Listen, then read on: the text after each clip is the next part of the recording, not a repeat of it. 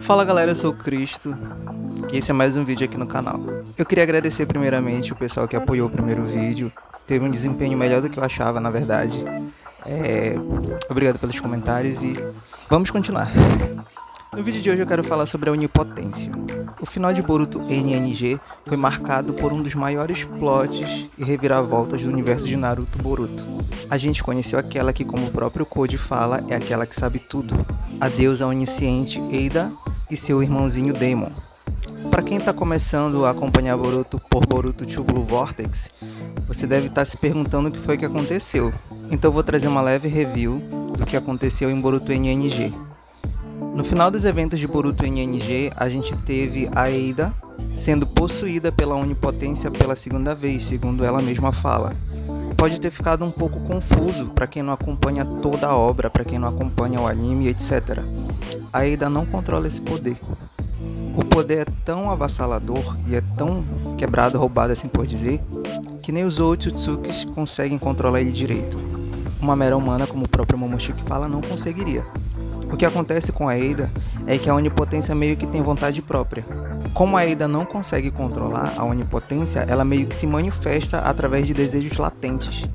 O que é um desejo latente? Um desejo latente é um desejo que você não expressa, que você não fala, mas que existe intrinsecamente dentro de você. Por mais que você negue ele, por mais que você diga que ele não existe, a onipotência consegue meio que penetrar no teu coração e identificar esse desejo tão forte, tão latente, mesmo contra a sua própria vontade, e trazer ele à tona. No caso do Kawaki do Boruto, a Eida serviu como canalizador.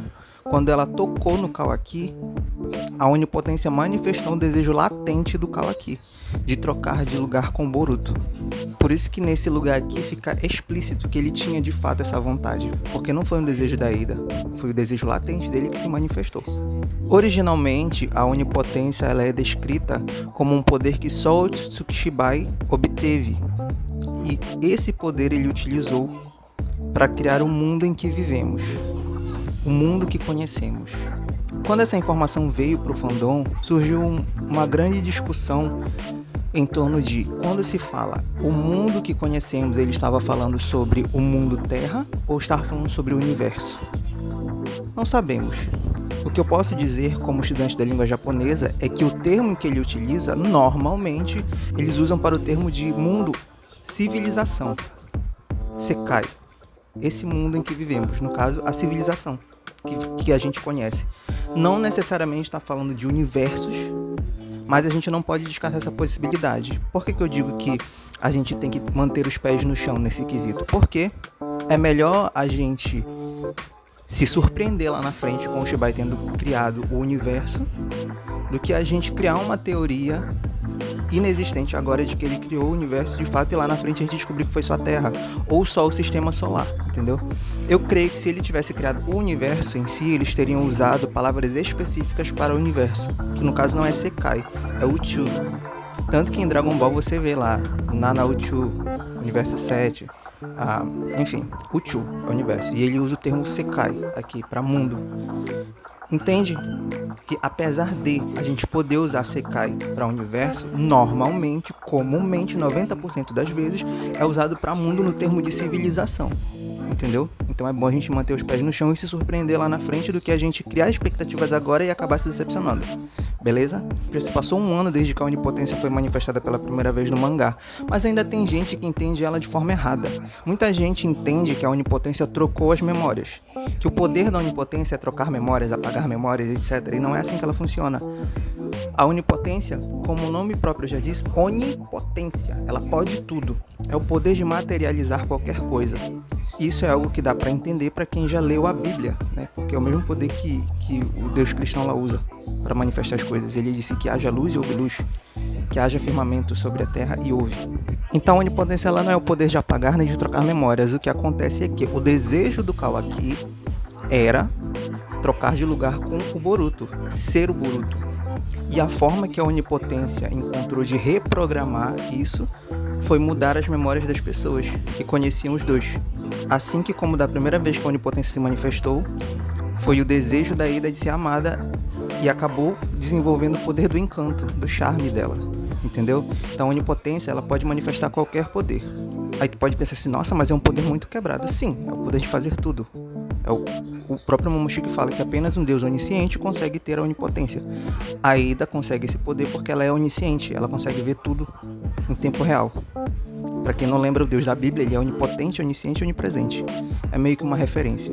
Então estamos entendidos de que a onipotência ela não é apagar memórias, não é mudar memórias, mas é o poder de materializar qualquer coisa. Para não ser um poder tão quebrado para Ada, eles deram essa fraqueza de que, como ela é humana, ela não consegue controlar. A onipotência age só quando existe uma intenção muito forte, um desejo latente, e ela acaba se manifestando. A Ada diz que ele se manifestou apenas 2 vezes.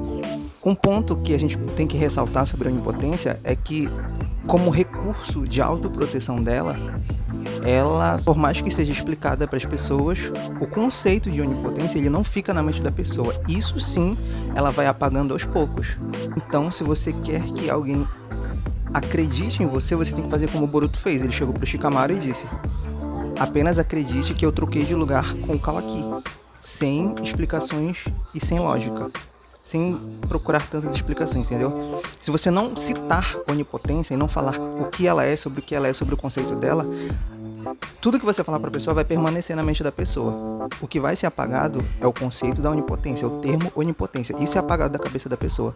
Porque, como o próprio Momoshiki diz, esse é um poder que os deuses usaram para criar o mundo em que vivemos e criar mundos e etc. Então, é compreensível que a pessoa ela não se lembre de como aquilo aconteceu. O próprio Momoshiki fala pro Boruto: quantas vezes um deus que usou a onipotência não pode ter apagado e reprogramado a humanidade e você nem sabe?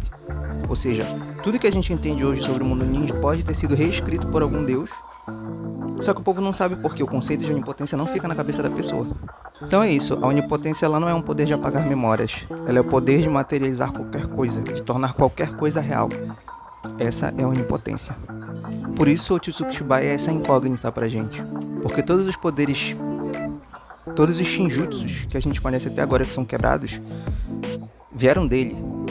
O próprio Momoshiki diz que a onipotência é o maior e mais poderoso dos shinjutsus, e faz sentido, já que dependendo do seu desejo latente, ele pode manifestar qualquer coisa. Por exemplo, se o seu desejo latente for ser, por exemplo, igual ao Otsutsuki, em tese, a onipotência pode tornar isso real. Fica aí o questionamento, não é mesmo?